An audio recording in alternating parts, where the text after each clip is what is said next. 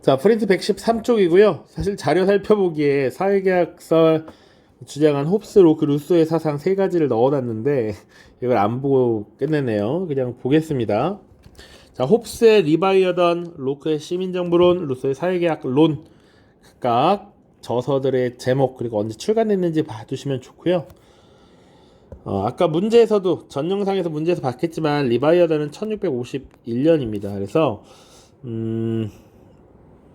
오히려 지금 청교동령 이후에 사회적 혼란 시기에 이걸 썼습니다.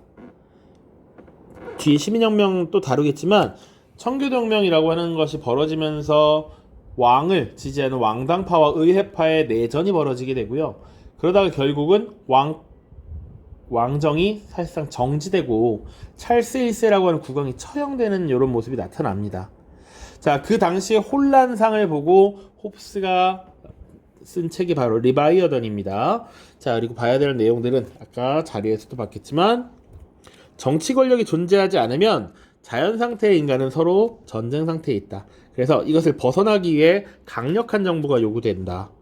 이 경우 지배자에게 무제한의 권력을 줘야 되는데 그것은 시민들의, 인간들의 합의나 계약을 통해서이죠.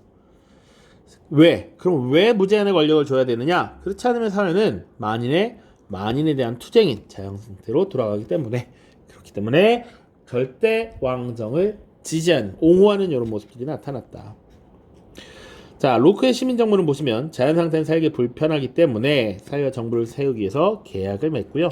이런 계약을 왜 맺느냐? 인간은 자연권, 생명, 자유, 소유의 권리를 갖고 있는데 이것을 잘 보장될 수 있도록 정부를 세우는데 합의하는 겁니다. 근데 이런 권리를 보장하지 않고 방자해진다면 물러나야 하며 혁명으로 타도할 수도 있습니다. 정부가 교체될 수 있다라고 하는 것. 저항권을 주장하는 겁니다. 저항권. 자, 인간은 세 번째입니다. 자연 상태에서 자유롭고 평등하지만 오직 본능에 따르기 때문에 개인의 자유와 재산을 보장할 수 없으므로 사회계약을 맺는다. 인간은 계약을 맺음으로써 자연적 자유 대신 정의와 도덕에 따르는 법적 자유를 얻는다. 계약을 통해서 구성된 국가의 주권은 전체로서 인민에게 있으며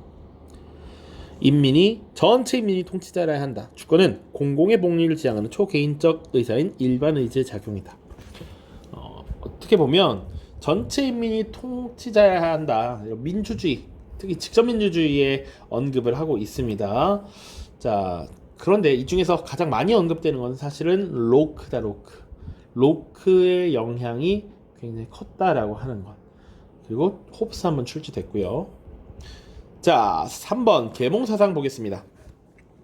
계몽사상이라고 하는 것이 어떻게 등장하게 되었는가? 근대 과학의 발전, 합리주의 철학의 발전, 사회계약설의 등장, 이런 것들이 계몽사상을 점점 뒤에서 촉진시켰다라고 하는 것이고요. 그럼 계몽사상이 구체적으로 뭐야? 인간의 이성을 굉장히 중시합니다. 그리고 중세 유럽에서 합리적으로 이해가지 않는 이런 미신과 무지를 배격하고요. 불합리한 제도, 낡은 관습을 타파함으로써 사회가 더 앞으로 나아갈 수 있다, 진보할 수 있다라는 믿음, 이것을 계몽사상이라고 하죠. 자, 대표적인 사상가들을 조금 보겠습니다. 처음 볼테르입니다. 볼테르라고 하는 인물은 좀 기억을 해두세요. 많이 언급이 됩니다. 볼테르. 자, 계몽 전제군주를 지지했습니다. 계몽 전제군주란 이런 계몽 사상을 바탕으로 해서 국가를 좀 더 합리적으로 통치하려는 이런 모습들을 말하죠. 그러니까 제도적인 개선, 개혁을 통해서 국가의 비전을 제시할 수 있는 군주를 이야기하는 것입니다. 이들을 지지했고요. 그리고 이 볼테르의 사상을 굉장히 눈여겨보았던 여러 군주들이 이 볼테르와 교류를 하려 하죠. 그러니까 프로이센이라는 국가를 이끌었던 프리드리히 2세라든지 아니면 러시아의 예카테리나 2세 같은 경우가 해당합니다. 이 두 명의 절대군주와 교류를 하는 모습들이 나타난다. 이들은 스스로를 계몽 전제군주라고 자칭을 했습니다. 나는 이제 이 계몽 사상에 의거해서 합리적이고 이성적인 국가 통치를 하겠다라고 주장했던 인물들이죠. 자, 그리고 볼테르가 강조했던 것, 관용이라고 하는 것입니다. 관용, 우리 똘레랑스라고 하는 거, 남에게 조금 허용적인 모습을 보여주는 것, 이런 것들을 중요시 여겼죠. 신앙과 언론의 자유를 강조했습니다. 이런 것들을 계속 부여해야 된다. 이런 무지한 무력에 의한, 강압에 의한 통치, 이런 것들 하면 안 된다라는 것이죠.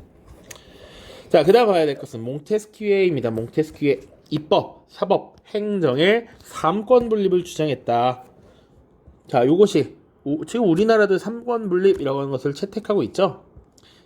이 주장, 18세기 이 주장이 어디에 영향을 미친다? 바로 미국 독립에 영향을 미치죠. 그래서 미국의 연방헌법이 채택될 때 이 3권 분립이 도입이 되면서 대통령과 의회 그리고 재판소, 법원 이렇게 구성이 되는 것이죠.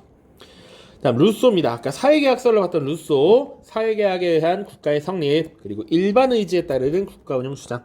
자, 공공의 선과 복리를 위해서 기본입니다. 자유와 평등, 국민주권을 주장했다. 국민주권 이런 것들이 또 프랑스 혁명에 영향을 미치게 되죠.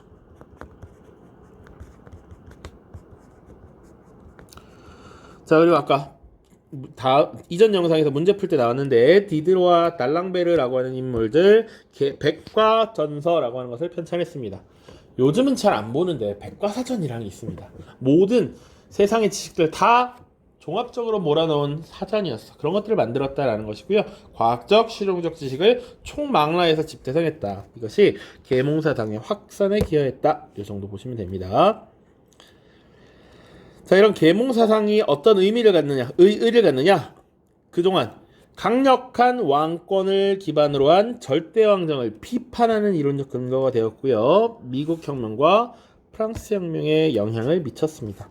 자, 강력한 군주 이것을 비판했기 때문에 시민이 중심이 된 시민혁명이 나타날 수 있는 것이죠. 계몽사상입니다. 과학, 이성의 중시, 불합리한, 합리적이지 못한 것에 대한 거부, 그런 것들을 지속해 나가면 인간이 진보할 수 있다는 믿음, 이런 것들이 계몽사상이었습니다. 자, 그리고 마지막 17세기와 18세기의 유럽의 문화 보도록 하겠습니다.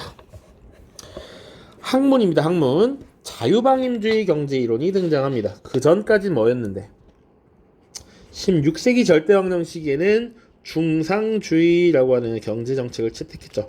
보호무역을 채택해서 무역을 통해서 차액을 많이 남기는 것이 국부를 상승시키는 것이다. 그런데 이런 중상주의에 대한 비판을 가하게 됩니다. 자, 그러면서 개인의 자유로운 경제활동을 강조하게 되죠. 그 대표적인 인물이 애덤 스미스였습니다. 국부론이라고 하는 저서를 썼고요. 보이지 않는 손이라고 하는 내용을 이야기죠. 보이지 않는 손이 뭡니까? 바로 보이지 않는 손에 의해서 가격이 형성된다. 이것이 고전 경제학의 토대를 마련하는 것이다 라고 했습니다.